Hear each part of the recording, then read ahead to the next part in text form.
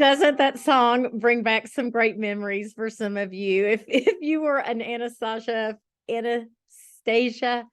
fan, it was on repeat when my little girl was growing up and watching that beautiful movie. And oh, I just love that song. I thought that is the perfect song for our new theme this month, nostalgia. Hello, my sweet Silk and Sonder friends. I'm Jennifer Ogilvy. I get to be your facilitator tonight as we set up for a brand new month. November is almost here, and we're going to be ready to go after our time together. Joining me on tonight's call is the dear Malika, and she is my co-facilitator. She's going to be hanging out in the chat. She'll do her best to answer questions that you have and point you in the right direction for any questions that she's not able to answer or that I can't answer. There are almost 200 of us gathered so far, and the door is open. People are coming in. So the chat may be looking like it's moving very fast. A little helpful hint, if you're feeling, just go hover over that, slow it down. It'll allow you to scroll if you go click on that. Make sure that you set that chat to everyone. We do a lot of sharing at our socials, and we're going to yes, Juliet, it's a ton of good people here. We're going to make sure that we share with each other. So we want that chat set to everyone. If you see host and panelists, that's okay, but it will only go to Malika and myself. And we like to help one another out as we go along the way. So lots of things to look forward to this month. You guys are saying, looking forward to feeling, I just saw feeling gratitude. And then there's some fun events happening. I know I was at the weekly setup this morning, and we've got weddings happening and November birthdays. If you're a November birthday, put a me there. Let us wish you happy birthday. And then because we love to send out that, oh look, oh my goodness, some Sagittarius and some Scorpios are shining through right now.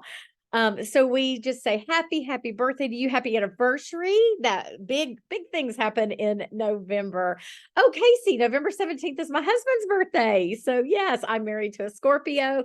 Oh, look at all of our birthdays. My goodness, November is huge. Even bigger when we start thinking about it's kind of the kickoff to the holiday season. Now drop a me in the chat if this is your very first monthly setup, because those of us who have gathered before want to say welcome to you. We're so glad you're here. Oh, we've got lots of new me's. We are glad you're here. If you are still waiting on your journal, no worries, you belong here tonight, and you can just take lots of notes. I always suggest like having your phone snap pictures of the screen or do your print screen to capture ideas that you see that speak to you. We're going to show you how to use your journal just as it is. And then we're also going to show you some ideas to think about to maybe repurpose some of these sections if they don't speak to you and you're like, I don't think I need that. Well, maybe we can come up with another way to use that space. So let's dig in. Now, we always like to share our community guidelines. Whenever we're gathered together, whenever we're on our app, we want to remind folks it's a safe space, and we're going to take good care of ourselves, and we're going to take care of each other. So, friendly speech, lots of support. We want to respect everybody's privacy. So, what happens at Silk and Sonder stays in Silk and Sonder. So many of us are connected. You come to these enough, you make these virtual friends, and we want to protect each other's privacy, especially if you know somebody like in the real world, and something comes up. We want to make sure that is held sacred for our time together. And a final reminder that whenever we are together, whether we're setting up a month, a week, or we're doing some deep digs into those journal prompts, these are tools for your emotional health. And sometimes it can get hard. And I think nostalgia might be one of those themes that could be a little tricky sometimes. So I want to remind you, take good care of yourself. Your emotional health is number one. If you don't feel a thing at a certain time, sit back, just sit that one out. Take a knee, listen to music, go color on your coloring page, but always take care of yourself first. That's the most important thing. Now, nostalgia is going to be hard at times, and I want to do a little bit of visiting about nostalgia this month. Because we're finishing up Perseverance, and I want to remind you that you are here today, and I've said this many, many times this month. You have survived every rough time of your life. You have persevered, and it doesn't necessarily feel good that you survived some of those things, but you have. And I want to remind you of that, especially as we jump into something that could be tender, like nostalgia. So let's really quickly. I know the last thing I want anybody to do is to read to me from a slide, but I do think this is important.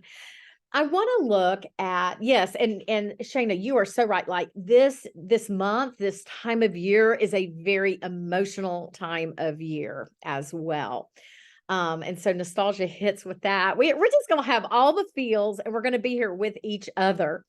Um, so I want to look at that definition because I want that to frame out how we're embracing nostalgia, a sentimental longing or wistful affection for the past, typically for a period or place with happy personal associations. And I want to focus on that happy personal associations. I've got some stuff from my life growing up. Stuff wasn't always great. Always tried to balance it out with looking at as much sunshine as I could. So yeah, some things might come up, but I really want to embrace the happiness. So I want to visit a little bit more about nostalgia.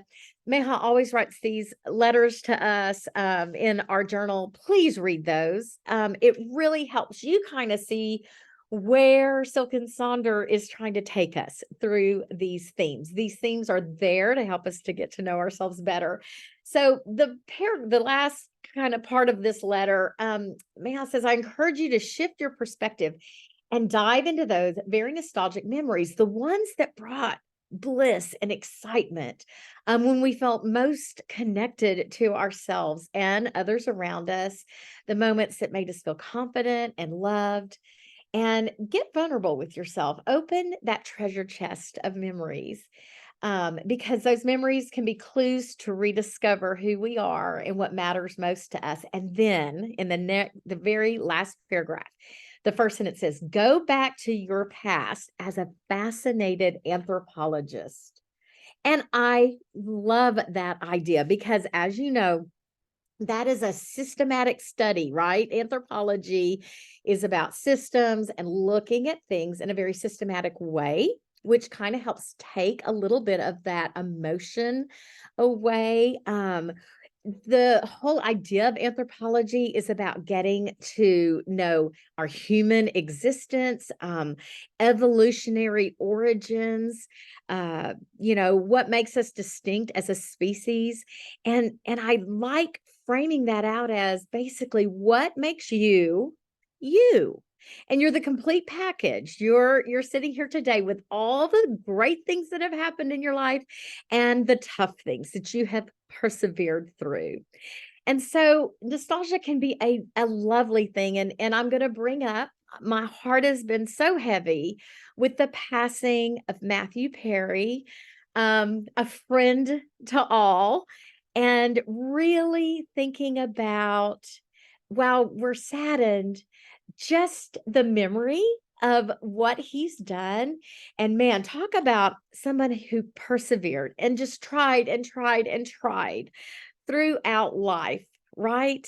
Yeah, it hits us hard. I can remember watching Friends. My kids were little, and I'd have to record it on the VCR, those big tapes, because I didn't think it was appropriate for my little kids to be, the subject matter. But um, it's just brought so many happy memories, his passing, and to remember those times, right? There are other things that can do that for you. Malika talked about when we were visiting prior tonight about the TV shows from her younger years.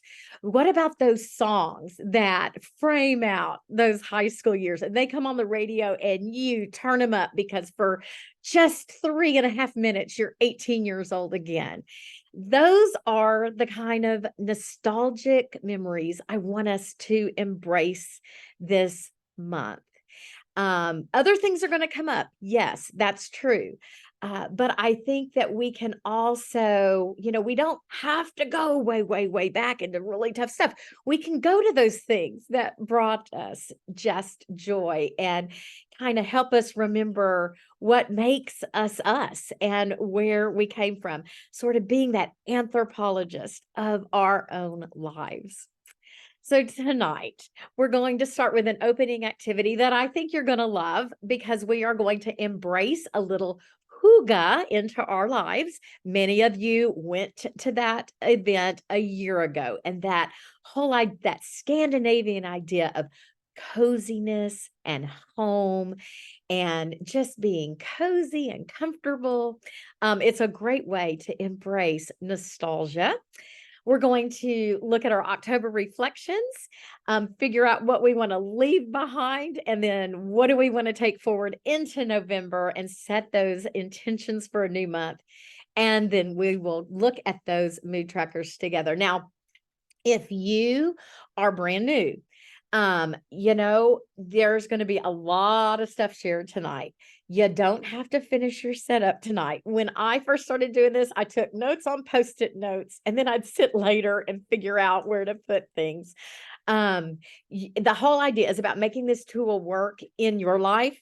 And so, just if you have questions, drop them in the chat. Your fellow Silk and Sonder members will help with that, let you know what they do. It took me about 3 or 4 months to kind of get my groove for my setup. But we're going to start off with an opening activity about creating a cozy corner. So I'm going to ask you to turn to a blank page in your thoughts journal or in your journal, or just grab a scratch sheet of paper if you're waiting on that journal. And I want you to imagine just a cozy spot. Now, it may already exist in your home. I'll share mine is almost kind of like right back here behind me. I've got a big chair and a lamp.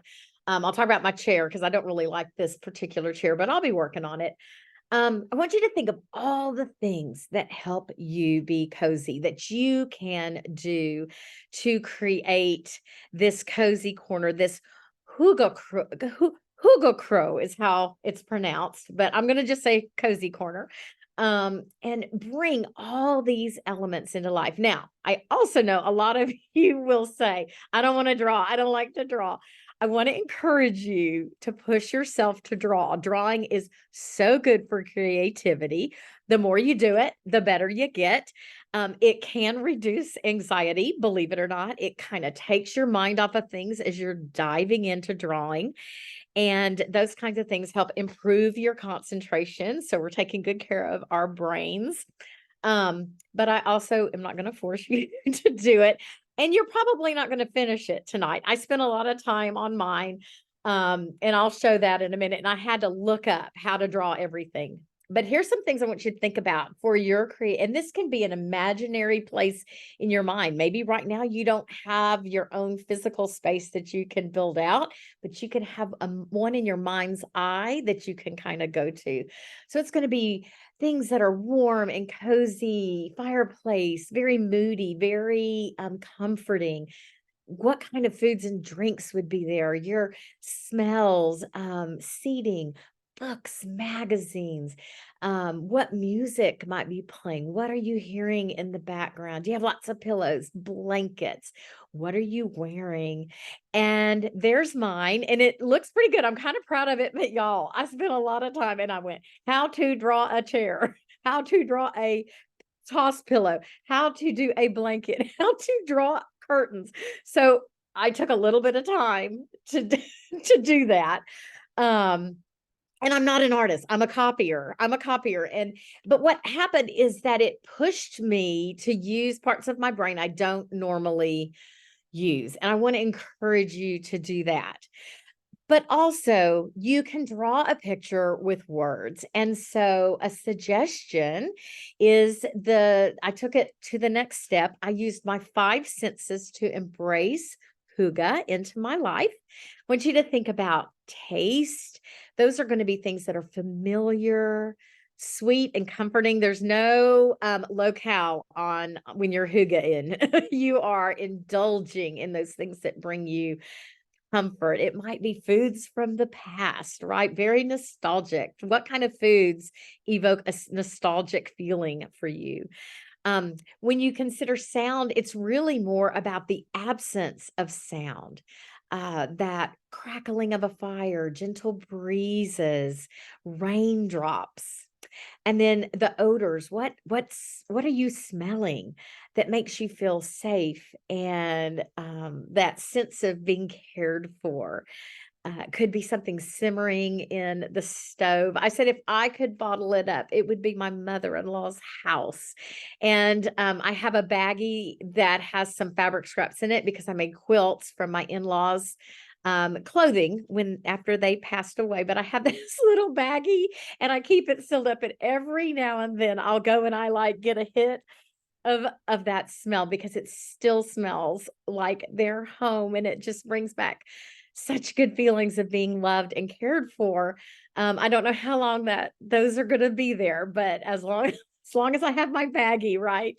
Um, and then what are you feeling? You know, there's softness, there's these textures that are just organic and warm and yarn and cloth and that kind of stuff.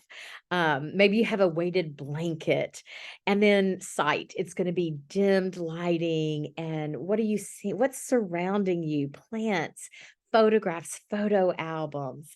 And then at the very bottom, I did put just say no because there is no room for cell phones, laptops, tablets, the social media, the long list of things to do. If you have to go shop for Hygge stuff, then it's not really Hygge because it's about surrounding yourself with old familiar things. Going out to eat is not celebrating Hygge. And then uncomfortable clothes. And last night I did the setup and somebody said, so no bras. That's not in the Hygge corner, in the cozy corner. Let me put on some music while you start digging into this prompt. And I see a lot of conversation. I'm going to go back and see what you're talking about. But sort of let us know some of the things, the must-haves in your Hygge cozy corner. And what are some of those things that do bring about that happy, nostalgic feeling?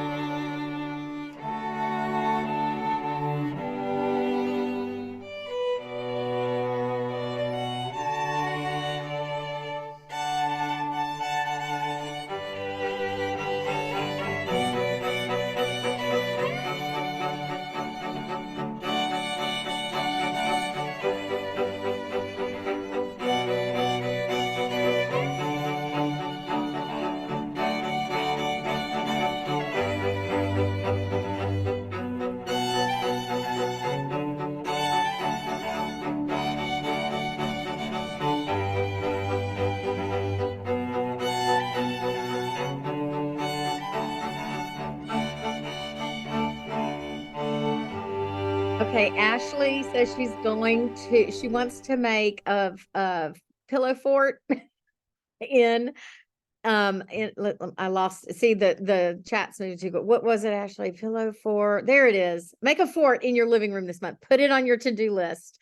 I think that's an excellent idea. I love the nostalgia that this activity invokes, right? It just It kind of gets to our heart when we think about the things that bring us comfort. So keep working on this. We don't have to be done tonight. You can add to your cozy corner in your mind's eye or your literal cozy corner all month long. It's a great way to get in touch with those feelings of nostalgia. And if you want to really capture some nostalgia, go to a thrift store and just walk around, and you are going to see things like, oh my gosh, I had that lunch thermos when I was a kid, or look at this stereo with the flip top, this huge console. I always feel like I'm 8 years old sometimes when I go into thrift stores. It's a great way to kind of tap into those memories that are kind of buried down in there. So thank you for embracing this activity. Let's get going with our setup. We're going to turn to page 8 now. That is the page where you will find October reflections. And this is the time when we look back over the month. We look at what went great, what we're going to leave behind, what we're going to bring forward with us. We celebrate things from October. This is a great time to go back and look at your rosebud thorn reflections from each one of the weeks we had. Take a look in your phone. What do your photographs say about this past month? And I will laugh sometimes and tell you, go look at your credit card. Where did you have to spend money? Some of those October challenges could have been, new water heaters or a car repair, just by what you see on the credit card. We're going to take a look at those wins, what went great, what are you proud of, and of course, the challenges, and then your most favorite moments from the month. And then that box along the bottom, we look at the things that we want to start doing, what kind of new goals we want to have. These will help us with those intentions that we're going to set. What are things that did not work or are not working, the things that you want to leave behind? If things aren't giving you results, get rid of it, right? Figure out a different way to do it so that better serves you. And then what is working? What are yes, I'm taking this forward. I started it this month and I want it to come forward with me. What are those things that are working well in your life? Things that you like or things that you need.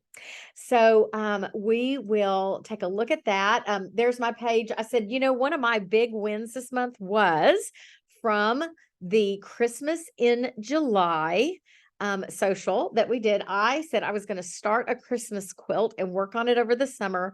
And it was all machine done, but I have a Christmas quilt, y'all. I finished it. And so that was a huge win for me. And it's only because I set that goal way back in July because of this journal.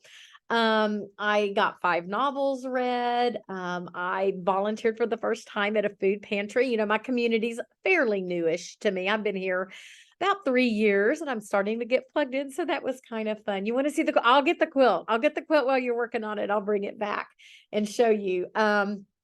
But the things that I want to start, stop, and continue, I am going to start setting a physical alarm at night, like the good morning alarm. I'm going to set a good night alarm that I need another step. If you've been with me, I don't do my bedtime justice and I have revenge bedtime and I'm at it again. I do good and then I fall off the wagon. So I'm going to try that physical alarm going off to say, okay, time to get ready for bed. And then I'm going to start my Christmas gift shopping. So I want to get that done. And some of the things I want to continue. I am reading 60 books this year. And I think I did my math wrong, but I've got a good chunk of books left to get to 60 by the end of the year. That was one of my do 60, for my 60th birthday. And I have a list of 60 things that I am still tackling. So I want to continue doing that. And I also made a craft bingo board. So I want to continue doing that. So that's my page. I'm going to stop talking. I'm going to let you go do that. I'm going to run and get my quilt and I'll have that when we get back on. And I'll show you what I did. I'm so proud that I set a goal in July for Christmas. I'll be back to check on you in just a minute.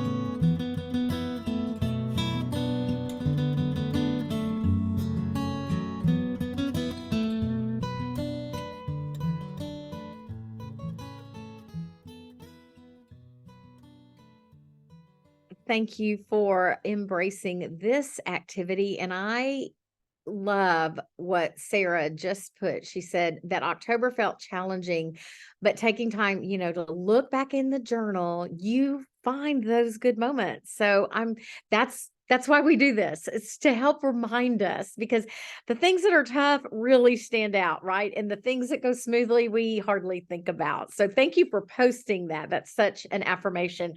I was going to just show you, look, ta-da! And it's all because of the, setting goals in July in my journal and holding myself accountable. And I broke it down into steps. Yes, I started it in July, Megan, and, worked on it a little bit. And it's not great. And it's really good that you guys can see it without all the mistakes, because, it's a genuine quilt, lots of love. So anyway, that's because of having this tool and building in those to-dos and those little mini goals. So anyway, thank y'all. Y'all are very, very sweet. But that was a big win for me this month. It felt good to write that in. So anyway, that's right. It's art. It's the mistakes are anyway, yeah. So there we go. Thank you guys for celebrating with me. I celebrate your wins. Man, there were some 5K stuff happening, and just so impressive with you guys. I'm just so impressed with you guys, and we do hold space for each other, right? With those tough things, those challenges, the health issues that are ongoing for, I know many of you struggle with, chronic illness and chronic pain, and we're here and you've got us. And if you just need a little loving, just tell us. And we're going to, support one another. It's all about balance in life, right? So now that we've taken a look at October and reflected on it, let's look at our intentions for a new month. We have these 6 sections. They can be used just as they are, or we can change them up if they're not speaking to us. Some of the ways to set your intentions up, you can look at it through the theme this month. Maybe there's something you're working on, like self-love or self-talk, and I've got another one to share with you that we can frame these around. Perhaps a name of a song or lyrics will, kind of frame out the intentions you have, or a quote. You can use stickers. You can draw your intentions. You can put maybe something you want more of and something you want less of. I'm going to show you some examples of those things. But I also love the idea of looking at the month of November and thinking about what you need to let go of, what needs to be released this month. What do you need to say no to? And is that a way you can frame out one or more of these intention areas to embrace November and kind of let that be your spark to, letting stuff go that no longer serves you. So another suggestion there. And I'll go back and forth between these slides while you're kind of figuring out how you want to go. Lots of examples from our fellow Silk and Sonder friends. You can see you can use stickers. There's that more and less that I was talking about there in the bottom left. Perhaps you just put one single word there. You can use the monthly theme. Again, this one was passion. The month we had passion, and what am I going to be passionate about? And then you can always write an affirmation type statement to frame these out. So I will, I can, I commit to, I intend to, like the one you see on the bottom right. We have some simple statements there. There's song titles, right? To do that. I thought that was brilliant. Physical health, body like a back road. Brilliant. I love the one with the intention and then the action items. It's the one that looks like the little envelopes with the little crisscross. So the intention is in the colored part, and then some action items around that intention that you can transfer over. Oh, yeah, you're the envelope one, Dino. We love it. We love it. And those action items can then be incorporated into your weekly goals and your weekly habits and activities.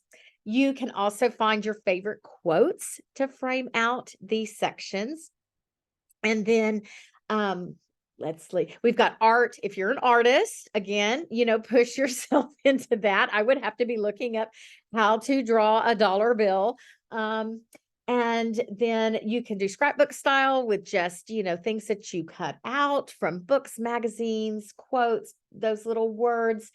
And then the one up at the upper right is a former one of mine, and I change three of these intention spaces every month. I am retired, so I don't really need professional goals. So I've changed those to learning goals. And so I always make sure I have a nonfiction book, a documentary, and I take some kind of a little mini course or watch a little course online. A lot of that stuff does revolve around Silk and Sonder, and so that I can, add to the content. My money management usually gets changed to home and garden management, and my personal life I changed to creative life because I've got a little more time to do that kind of stuff, like quilt. And so those intentions have to do with that. So feel free to change these intentions up if something else speaks to you. And also look at this one that's kind of in the middle, the one with the art on it. Notice that bottom money management space has been repurposed into a review space. So give yourself permission to not worry about all six of these intentions. If they're not speaking to you, utilize those spaces for something else. You know what you need at this time in your life. And so do that thing, right? Do what speaks to you. Let's put on some music, share in the chat. If you have any questions, put them in the chat, because we can all kind of help each other out as we're working through our intentions.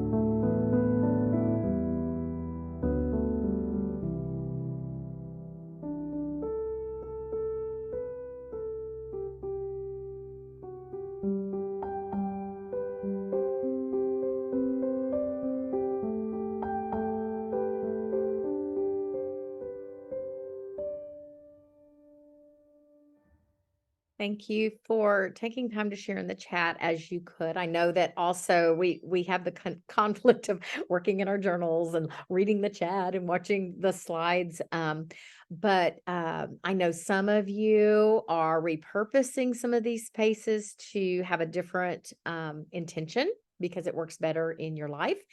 And oh, I love, and Erica just posted, it went to hosts and panelists. Erica, I didn't know if you meant to do that, but I'm going to call that out. She said embracing November, and that idea of what do I need to say no to, made it easier to fill out the intention. So you kind of start thinking about, what do I really want in my life? So good work, my friends. So now we're going to jump over to the mood tracker.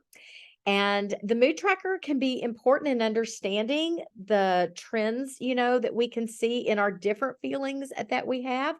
And when we see those trends, then we're empowered to take some action to maybe do some things differently to have different moods.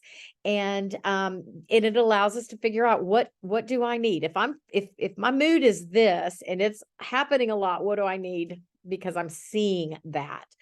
And so we do start with this feelings wheel. There are 6 major feelings. We start from the inside of that wheel. You'll see, and those feelings are on the outside of the wheel, but the very inside is kind of those 6 basic feelings. This is a great place to start tracking moods if you've never done it before. It's kind of those 6 basic moods. You put those in, you track them. Fear, anger, sadness, surprise, joy, and love. And then as you're honing in on exactly how you're feeling, you can work your way out into very specific feelings through using a tool like this wheel. Okay.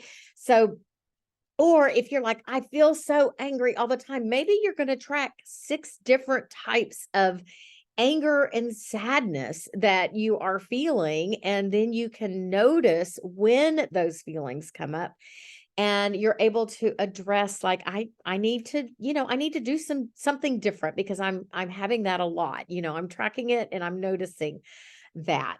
So, when you're first starting out, you might want to choose a couple of negative feelings, one that's kind of neutral, and then a couple of positive feelings to track.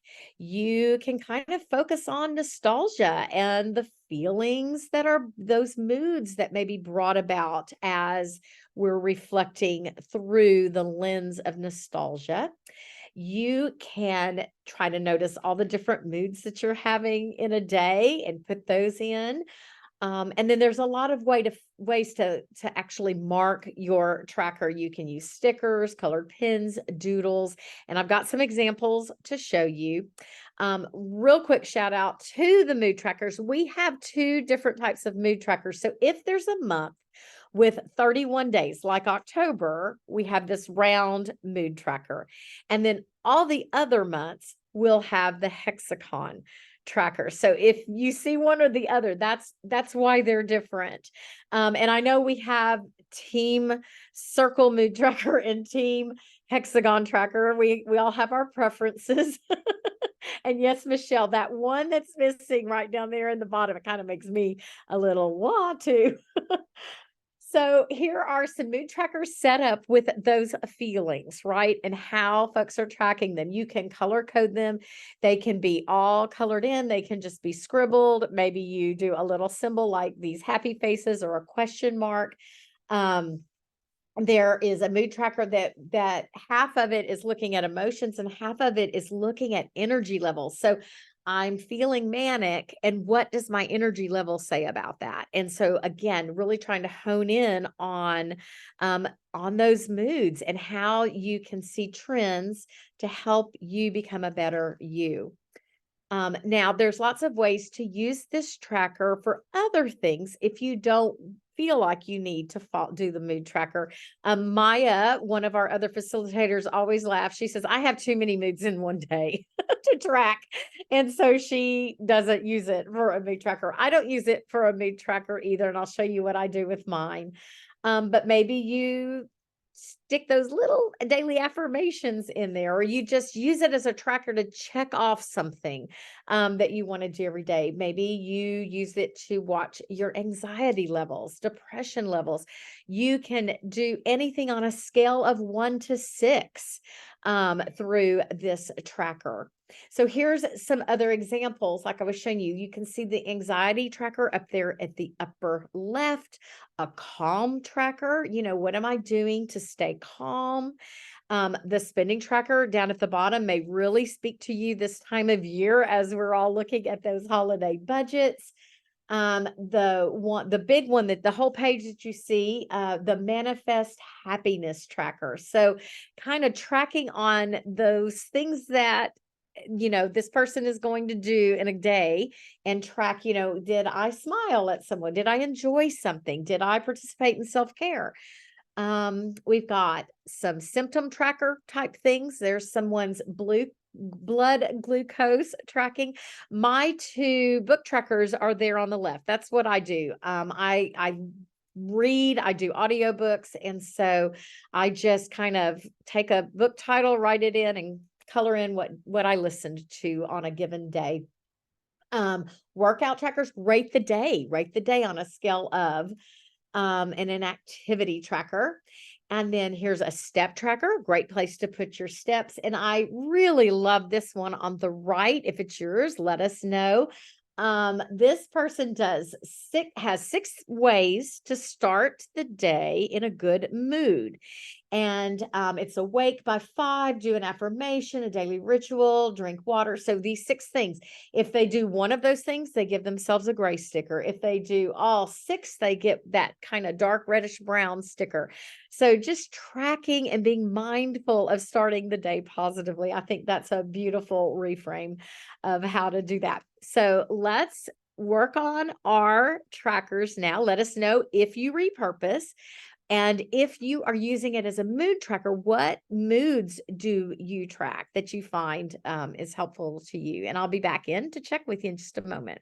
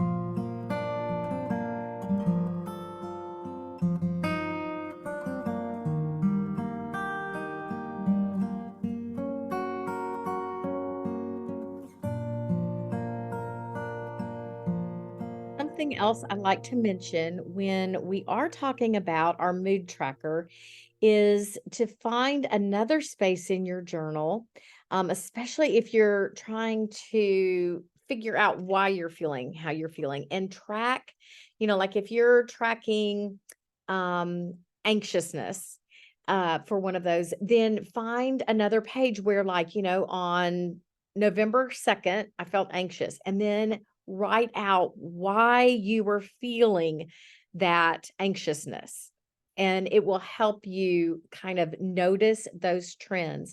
Another hint is to maybe highlight the days that are weekends or days that you have some, different days from your regular grind, right? So we've got the day-to-day grind, but the weekends might look different, or your days off might look different to you, and you could highlight those, draw a little circle around or a little line around those days, and notice if that your work is affecting your mood. But again, it's just a way of being very cognizant of what is going on in our lives at a given time, and make those connections so that we can then be empowered to to figure that out. What's the plan now that we know that? So we're going to look at our last tracker to address tonight, our habit tracker.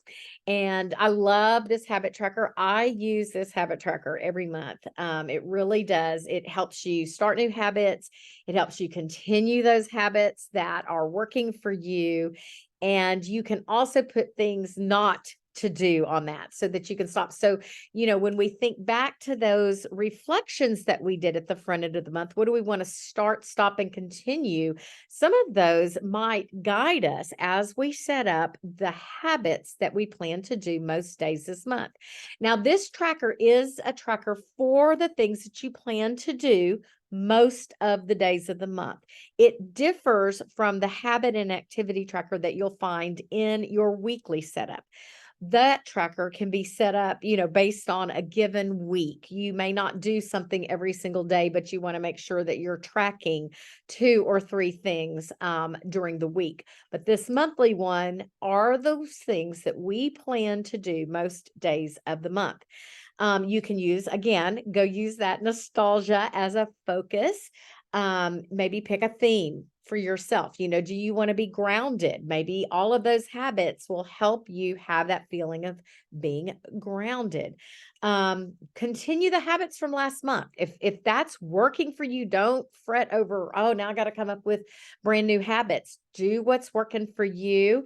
And think about that cozy corner. Are there some things from that, whether it's real or imagined, that you could put in that habit tracker to bring about that sense of feeling, that hygge kind of feeling? Remember, you don't have to fill in every line. And a pro tip is, if you are, like, say you want to start something brand new, you're trying to change a habit, pair it with something that you're already doing. I forget to take my morning vitamins because I take them twice a day. I just forget. I don't know. It's, I want to eat breakfast first and that kind of stuff. So I've paired my vitamins with my brushing teeth because I am going to brush my teeth. So that is one line on my habit tracker, but it doesn't get marked off until I've done both. So that is a way for me to kind of try to get this pattern established of those morning vitamins, doing it with something that I'm going to do no matter what. So that's kind of a tip to habit stack. Here's some great examples. They're beautiful. Mine is a scribbled in, I don't do fancy, but if art is your thing, man, look at that mandala that you can color in every month. You can spend a lot of time with that habit tracker. Doing that coloring is great for decompressing. You can notice the one on the right, see how those days of the weekend are blocked off. So, that habits might look different on the weekends, or you may have your habits set up to really drive your work days. And so you don't track them on the weekends, and there's nothing wrong with that. Um, Again, here's some other examples of how people are filling them in. Notice the one on the right kind of went outside the days and wrote like where they're going to be, traveling, and it kind of helps you tell your story about maybe why something does happen or doesn't happen. Well, I was in Oregon those days, so all bets were off. Um, Here's someone who is tracking 3 habits. You don't have to do all of these lines. You can just track 3 habits and focus in. And then I love the habit tracker on the right. You can see that they've put their habits, but then wrote in each track the why behind that habit. So unplug at 8 p.m. And then if you read around the outside of that wheel, it says my why is because I want to be present with family members. And so that's again a little bit more of that push to be very intentional with your life. Also, that oops, yes, that oops, I want to call that out. If something doesn't happen, they're just going to highlight that little space with that gray. It says, oops, try again tomorrow. End of story. These trackers do not exist to bring about guilt. They are a neutral piece of paper. Undone things are also part of your journey. So don't fall into a trap of judging yourself. I didn't get something done. It's okay. That's part of your day. And then again, just a couple other examples. There's an example over on the right to track 3 a.m. habits and 3 p.m. habits. So let's dig in to our habit trackers. Oh, and a reminder, it's not bingo. It doesn't have to be blacked out to be successful. That's not the way to win at this. The intention of doing that tracker is give yourself grace. All righty. I'm such a jerk to me. Nicole says, I know we're so hard on ourselves and there's no reason to be. I also have a bunch of habit inspiration that I'll share while you're working on this part of your journal.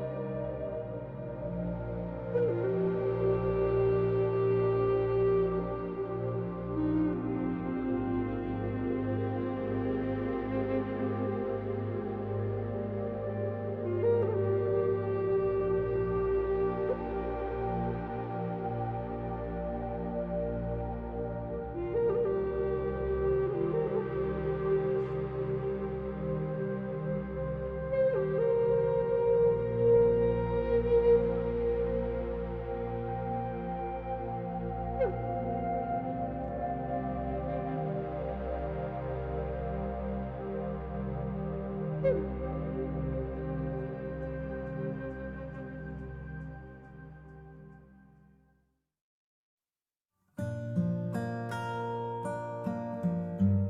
friends, our time together has flown. We're almost done. I hate to say goodbye. I love hanging out with you. Um, I know, Nicole, this is the best time of the week. You know, we always say a Sonder time goes by faster than exercise time. Please share your planner in the Silk and Sonder app, the Silk and Sonder community. We love to see how you set up. If you'd like to refer a friend to Silk and Sonder and get $10 and have your friend get $10, there's that QR code. Just grab that right now. If you upgrade to an annual subscription, which might be a good Christmas gift, holiday gift, you'll save a big chunk of change. So scan that QR code for more information there. And we have a new social feedback survey link available. So you can get it on the QR code, but you should also receive that in a follow-up email after we are done tonight. The YouTube link for these socials that are recorded is be sure you mark that and save it, because you cannot search and find our socials. There's almost 200 of these that are there in our YouTube channel, and you can go back if you miss a week. You can kind of go catch a former weekly, just to kind of have the rhythm of the setup, and so that'll kind of help you out there. And let's see, I've got my playlist here. Let me drop that link to Spotify there. A lot of nostalgia. I tried to pick some songs that might evoke those cozy, lovely feelings. And then finally, we say goodbye, October. Hello, November. I hope you have a beautiful week. I hope the treats are plenty and the tricks are few. And I hope you always remember how extra special you are. Have a great Halloween, but most importantly, have a great November. Embrace the goodness of nostalgia and take good care of yourselves. I'll see you soon.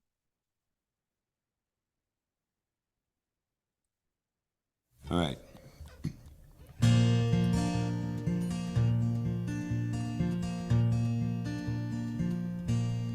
I've been down this road before. I remember every tree, every single blade of grass holds a special place for me. And I remember every town and every hotel room and every song I ever sang on a guitar out of tune.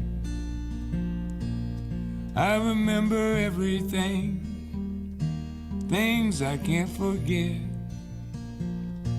The way you turned and smiled on me on the night that we first met. And I remember every night your ocean eyes of blue. How I miss you in the morning light, like roses miss the dew.